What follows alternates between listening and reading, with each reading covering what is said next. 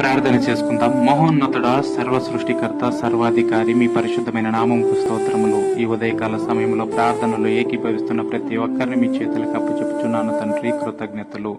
నైనా మీ వాక్యము సెలవిస్తుంది, రోమపత్రిక 12 అధ్యాయం 12 ప్రార్థన యందు పట్టుదల కలిగి ఉండడి అని.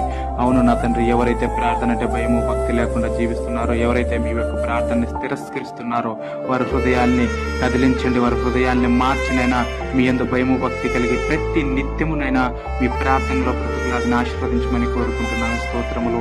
నేను మరి యొక్క వాక్యము సెలవిస్తుంది, యెహోషువ 1:9 నీవు నడుచు మార్గం అన్నిటిలో నీ దేవుడైన యెహోవా నీకు తోడై ఉండును అని.